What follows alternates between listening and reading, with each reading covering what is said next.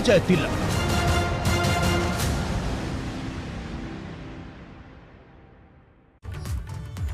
नमस्कार, स्वागत है आपका एबीपी गंगा में। मैं हूं भूपेश। समाजवादी पार्टी का कुनबा लगातार मजबूत हो रहा है और आरपीआई के जिला अध्यक्ष और दलित महासभा के प्रदेश अध्यक्ष राहुल भारती ने पूरे दल के साथ सपा ज्वाइन कर ली है और कांग्रेस के पूर्व विधायक गयादीन अनुरागी ने सपा ज्वाइन की है। अपना दल के राष्ट्रीय उपाध्यक्ष ओमकार सिंह पटेल ने भी सपा ज्वाइन कर लिया है और भाजपा छोड़कर एचएन सिंह पटेल भी सपा में आ गए हैं। एचएन सिंह पटेल के भाई ब्लॉक प्रमुख संजय पटेल ने भी समाजवादी पार्टी का दामन थाम लिया है। बीजेपी पिछड़ा वर्ग मोर्चा के हरदोई अध्यक्ष अरुण कुमार भी सपा में आ गए हैं। पूर्व बसपा विधायक राम प्रकाश कुशवाहा ने भी सपा ज्वाइन कर ली है और जिला पंचायत अध्यक्ष रीता कुशवाहा ने भी समाजवादी पार्टी ज्वाइन कर ली है। पूर्व विधायक विनोद चतुर्वेदी कांग्रेस छोड़कर सपा में आए हैं। गाजियाबाद नोएडा के बसपा के पूर्व मंडल कोऑर्डिनेटर बबलू सेन सपा में आए हैं और जालौन में कांग्रेस के नेता रहे पूर्व विधायक विनोद चतुर्वेदी ने भी सपा ज्वाइन की है। विनोद चतुर्वेदी कांग्रेस में प्रियंका गांधी के भी सलाहकार परिषद के मेंबर रह चुके हैं। तो विजय तिलक की तैयारियां सभी दलों ने शुरू कर दी हैं। जो कवायद है वो इसी की है कि अपने दल का विजय तिलक 2022 में हो जाए और बड़ी संख्या में नेताओं ने समाजवादी पार्टी ज्वाइन की है।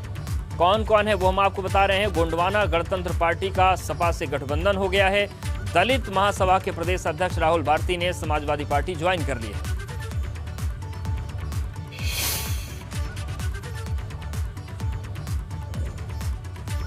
मैं समझता हूँ देश और दुनिया में नहीं हुई। अमेरिका में जरूर घटना हुई, लेकिन वहां की सरकार के खिलाफ सब इकट्ठे हो गए, खड़े हो गए। कहीं इस तरह की घटना होती पूरे दुनिया में देश के लोग खड़े हो जाते हैं। मुझे खुशी है, आज नाराजगी है लोगों के अंदर। जिस तरह की घटना हुई है गोरखपुर में, आप कमरे में हैं, घूमने आए हैं, पुलिस आपके घर पे आ जाएगी, दरवाजा खोलेगी, होटल के कमरे में घुस जाएगी आपके और गोली इतना मारेंगे डंडों से क्या की जान ले लेगी। अब तो पोस्टमार्टम रिपोर्ट है, कैसे छिपाएगी भारतीय जनता पार्टी की सरकार? क्या उसकी पीट करके हत्या नहीं हुई है? जो भाषा भारतीय जनता पार्टी की है वही भाषा अधिकारियों की है।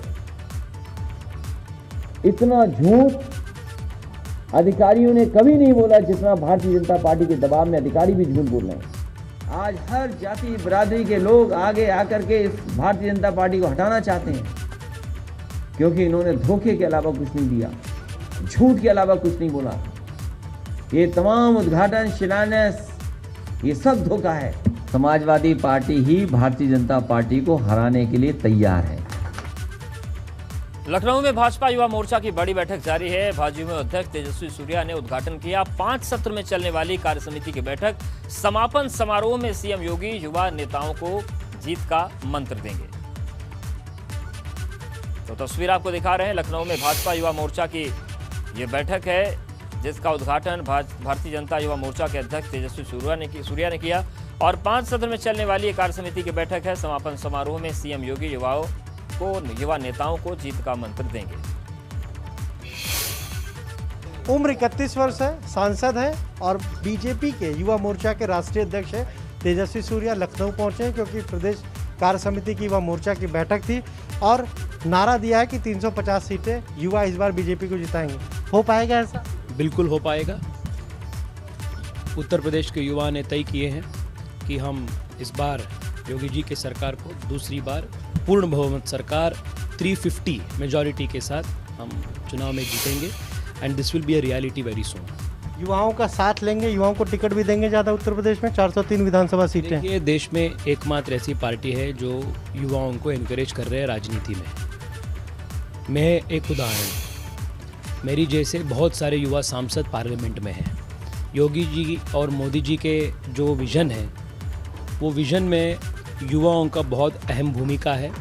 पंचायत से लेकर पार्लियामेंट तक युवाओं को बहुत इम्पोर्टेंस दे रहे हैं। सिर्फ भारतीय जनता पार्टी में आम परिवार से जो युवा आते हैं उनको भी लीडरशिप पोजीशंस मिलते हैं। समाजवादी पार्टी या अन्य जो वंशवादी पार्टी है, ऐसे पार्टी में ऐसा संस्कृति नहीं है। This is the speciality of the Bharatiya Janata party. Uttar Pradesh will witness a youth lead development. Akhilesh Yadav पे आपने निशाना साधा, वो भी यंग है लेकिन आपसे 10 साल बड़े हैं, 12 साल बड़े हैं, लेकिन आपने निशाना साधा है। क्या ऐसा वाकई होता था उस सरकार? यानी हम भविष्य का बात बताएंगे, भविष्य का बारे में हम बात करेंगे। जो इतिहास है उसके बारे में बात करके समय व्यर्थ करना मूर्खतन है। आपने भाईजान कहा उनको? उनका राजनीति ऐसा ही है, उनका राजनीति तुष्टीकरण के राजनीति पर ही उनका पूरा राजनीति खड़ा है। उनका पिता का राजनीति था, वो भी वैसा ही था। मियाँ का सरकार भाईजान का सरकार था, तुष्टीकरण की नीति उनकी थी। उससे बाहर आकर आज उत्तर प्रदेश सबका साथ सबका विकास के मार्ग पर चल रहा है और तेज़ गति से मोदी जी और योगी जी के नेतृत्व में हम और ताकतवर सरकार बनाएंगे। तेजस्वी सूर्या 31 वर्ष की उम्र में सांसद बने, युवा मोर्चा के राष्ट्रीय अध्यक्ष हैं और अब उत्तर प्रदेश में चुनाव है तो कमान इनके जिम्मे है। कह रहे हैं कि युवाओं को ज़्यादा टिकट भी मिलेगा और युवा बीजेपी को 350 सीटें यूपी में दिलाएंगे। तो प्रमोद के साथ अनुभव शुक्ला, एबीपी गंगा। और चलिए सीधे रुख करते हैं अनुभव का। लखनऊ से हमारे साथ जुड़ गए हैं अनुभव। जिस तरीके से ये बैठक शुरू हुई है, ये पूरा बूथ विजय का अभियान शुरू हुआ है, यूथ को आगे रखा जा रहा है, क्या कुछ महत्वपूर्ण बातें हुई हैं इसमें? देखिए बिल्कुल युवा मोर्चा की प्रदेश कार्य समिति एक दिन की बैठक है और अभी अगर हम आपको तस्वीर दिखाएं तो आप देखिए महामंत्री संगठन सुनील बंसल वो मंच पर हैं और यहाँ पर जो यूथ वर्कर है, जो पार्टी का कार्यकर्ता है, जो कार्यकारिणी का सदस्य है युवा मोर्चा का, वो सभी यहाँ पहुँचे हुए हैं। जिले से भी बुलाए गए, प्रदेश से भी बुलाए गए और मंच से सुनील बंसल सीधे तौर पर उन्होंने मंत्र दिया है कि कैसे हम 300 सीटें उत्तर प्रदेश में जीतेंगे। इसका मंत्र उन्होंने युवाओं को दिया है।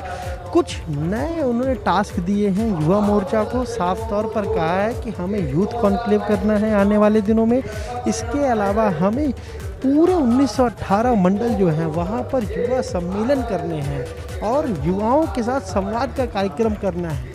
उन्होंने साफ तौर पर कहा है कि 50,000 अगर हम देखें तो पूरे प्रदेश में, चाहे मंडल के हों, जिले के हों, प्रदेश के हों, अगर हम गिने तो तकरीबन 50,000 के आसपास जो युवा मोर्चा के पदाधिकारी हैं वो हैं। और अगर हर एक पदाधिकारी 20-20 लोगों को सदस्य बनाएगा, जो सदस्यता अभियान अभी शुरू करने जा रही है बीजेपी, तो कहीं ना कहीं युवा मोर्चा 10 लाख सदस्य नए बना सकता है। और बीजेपी की रणनीति ये है कि 1.5 करोड़ नए सदस्यों को जोड़ना है चुनाव से पहले और उसमें भी लक्ष्य उन्होंने युवा मोर्चा को दिया है। देखिए इसकी शुरुआत तेजस्वी सूर्या जो सांसद भी हैं, युवा मोर्चा के राष्ट्रीय अध्यक्ष हैं, उन्होंने की और साफ तौर पर एक नारा आज यहाँ दिया गया है कि 2022 में उत्तर प्रदेश में बीजेपी 350 सीटें जीतेगी और युवा मोर्चा भी इसके लिए तैयार है। हमने तेजस्वी सूर्या से भी पूछा कि युवाओं को क्या ज़्यादा टिकट इस बार मिलेगा, तो तेजस्वी सूर्या का साफ तौर पर कहना था कि बीजेपी एक ऐसी पार्टी है जो यूथ लीडरशिप को डेवलप करती है। उन्होंने अपना उदाहरण दिया,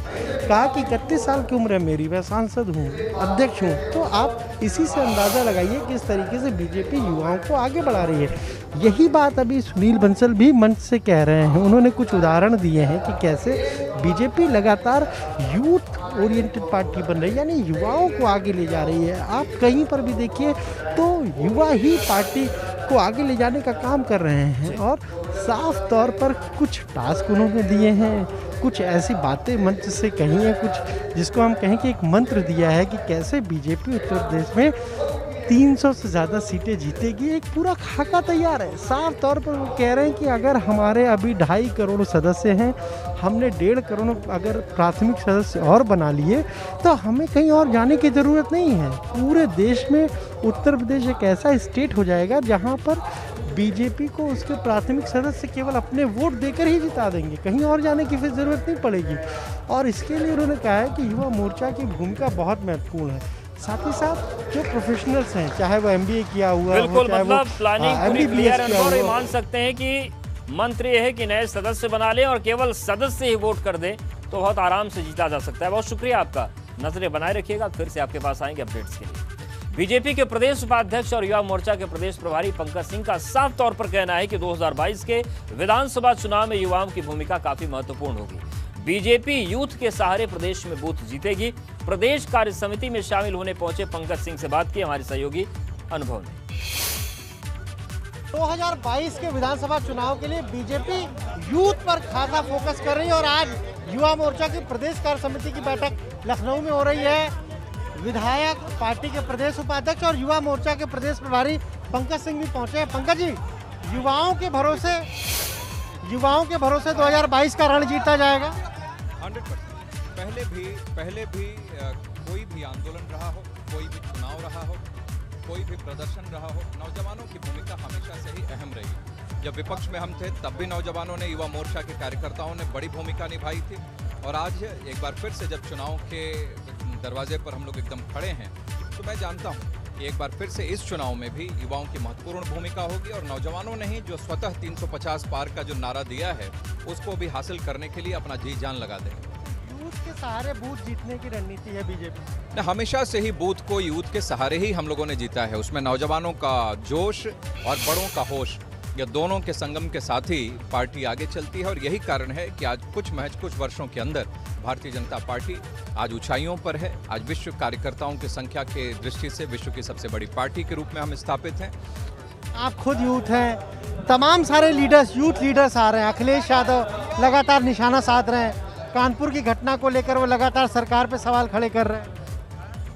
देखिए, सबसे बड़ी बात यह है कि घटनाएं अगर होती हैं तो उस पर तुरंत कार्रवाई होती है। इसमें कहीं पर भी कोई विलंब नहीं होता है और आज यह तय है कि जो भी गलत होगा, वो चाहे कोई भी हो, कितना भी बड़ा क्यों ना हो, कहीं से उसका अफिलिएशन क्यों ना हो, वह कानून के गिरफ्त से बच नहीं पाएगा। आज इतना कम से कम तय है। सरकार पूरी कड़ाई के साथ उस पर कार्रवाई। कानपुर के व्यापारी मनीष गुप्ता संदिग्ध मौत मामले में पुलिस के हाथ काले हैं और 3 दिनों बाद भी पुलिस की गिरफ्त से अपराधी बाहर है। सीएम के आदेश पर inspector JN Singh, SI Akshay Mishra पर केस दर्ज किया गया है और पुलिस ने एसआई विजय यादव पर भी केस दर्ज किया है। सभी के खिलाफ धारा 302 के तहत केस दर्ज किया गया है। आप ये कर रहे हो, मैं कैसे कहूं आपने मेरे साथ?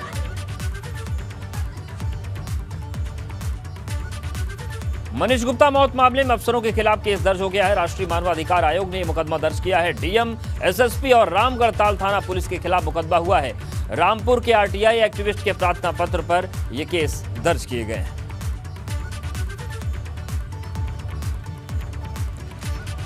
और व्यापारी मनीष गुप्ता की पत्नी मीनाक्षी गुप्ता ने पुलिस पर बड़े आरोप लगाए हैं। उन्होंने कहा कि बेतुकी बयानबाजी कर रहे हैं पुलिस के अधिकारी। पुलिस के आला अधिकारियों को अपने बयान पर शर्म आनी चाहिए। उन्होंने कहा कि पुलिस के बयानों से काफी दुखी और चिंतित हूं। योगी आदित्यनाथ पर भरोसा है लेकिन यूपी की पुलिस पर एकदम भरोसा नहीं। गुप्ता उनसे बात करते हैं। मीनाक्षी जी, पुलिस की जो शैली, रवैया देखने को मिला शुरुआती तौर पर और अब भी जो आला अधिकारी हैं कुछ और कह रहे हैं। संदिग्धों की सूचना पर वहां पहुंची थी पुलिस। हाँ, कल जब मैंने न्यूज़ देखी तो मुझे बहुत दुख हुआ कि मैं सुबह सीएम जी से मिल के आई और पूरी बात क्लियर है। सबको उनको सामने दिख रहे हैं, जितने भी सबूत एविडेंस है वो सामने दिख रहे हैं। तो ये बच्चों वाली बातें क्यों हो रही हैं? इतने बड़े अधिकारी हैं, इस लेवल पे हैं, उसके बाद वो इस तरह की हरकत कर रहे हैं। ये मुझे थोड़ा सा बहुत चिंतित कर रहा है, थोड़ा नहीं बहुत चिंतित कर रहा है कि ऐसा उन्होंने बोला कि आईडी कार्ड नहीं लेके गए होंगे। आईडी कार्ड नहीं था। वो सारे आईडी कार्ड अपने वॉलेट में कैरी करते हैं। और थोड़े दिनों पहले मैंने शायद 1-2 दिन पहले एक फ़ोटो भी और एक वीडियो भी आपको दिया था जिसमें उनकी स्लीपर के बगल में ब्लैक वॉलेट और ब्लैक वॉलेट के बगल में आधार कार्ड पड़ा है। आप जूम करके देखिए। तो मतलब ऐसी बातें तो ना बोलिए जो बिल्कुल ही कहीं से मैच नहीं करती हो। माना जनता है, क्या इस जनता को इतना बेवकूफ़ बनाना सही है? क्या इतना गलत बोल के दूसरों की हिम्मत तोड़ना गलत है? मतलब मेरी हिम्मत टूट रही है उस चीज़ को देख के। लेकिन हाँ, मुझे पता है कि मेरे पास सारे सबूत है, एविडेंस है, हिम्मत तोड़ूंगी नहीं, लेकिन फिर भी इंसान हूँ, डरती हूँ। बहुत गलत हो रहा है। मुझे ये उनका बयान सुन के बहुत दुख हो रहा है और सीएम जी से मैं अपील करना चाहूँगी इस तरह के बयानबाजी बड़े अधिकारी ना करें जिनका कोई मतलब नहीं, जिसके एविडेंस हमारे पास है और हम उनको दे भी चुके हैं या आपको कहीं से भी प्रोवाइड हो रहे हैं। शुरुआती तौर पर पुलिस का जो रवैया रहा, क्या लगता है कि आपको अभी भी वही बरकरार है? मुख्यमंत्री से बातचीत हो गई, आपकी मांगें मान ली गई, लेकिन पुलिस पर भरोसा कायम नहीं हो पा रहा उनके बयानों के चलते?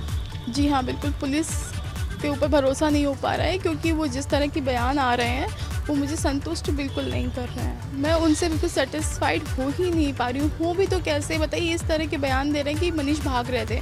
मैंने आप लोग को 3 फोटो प्रोवाइड करी हैं जिसमें मनीष आराम से खड़े हैं, कितने आराम से उठ रहे हैं, आराम से खड़े हो रहे हैं, और पुलिस वालों के हाथ में पेपर भी है, वो चेक भी कर रहा है, 2 बैग खोला। अगर जहाँ भागना होता है ना, वो जिस एरिया में खड़े हैं ना, वहाँ भाग नहीं सकते हैं। सीधे तौर पर मीनाक्षी गुप्ता कह रही हैं कि मुख्यमंत्री पर पूरा भरोसा है, मुख्यमंत्री जो कह के गए, जो बात करके गए, उन पर भरोसा है, लेकिन पुलिस के जो आला अधिकारी बार बार बयान दे रहे हैं वो बयान शर्मिंदगी भरे हैं, और पुलिस के आला अधिकारी जो ऐसे बयान दे रहे हैं उन्हें शर्म भी करनी चाहिए अपने बयानों पर।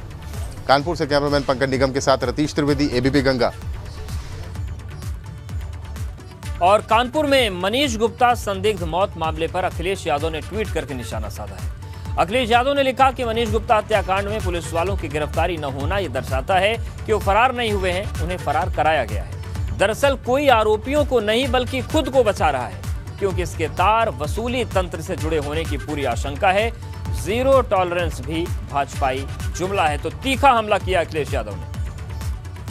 सांसद संजय सिंह को मानहानि का नोटिस जारी किया गया है। लखनऊ कोर्ट ने संजय सिंह को नोटिस भेजा है और संजय सिंह ने जल शक्ति मंत्री पर घोटाले के आरोप लगाए थे।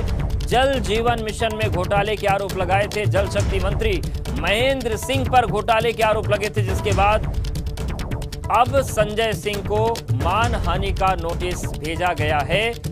आम आदमी पार्टी सांसद संजय सिंह को मानहानि का नोटिस भेजा गया और लखनऊ कोर्ट की तरफ से ये नोटिस भेजा गया है। तो जल शक्ति मंत्री पर उन्होंने आरोप लगाए थे और अब उन्हें मानहानि का नोटिस भेजा गया है। जल जीवन मिशन में घोटाले के आरोप लगाए थे संजय सिंह ने। जल शक्ति मंत्री पर सीधे तौर पर उन्होंने आरोप लगाए थे और इसी को लेकर अब संजय सिंह को मानहानि का नोटिस भेजा गया है।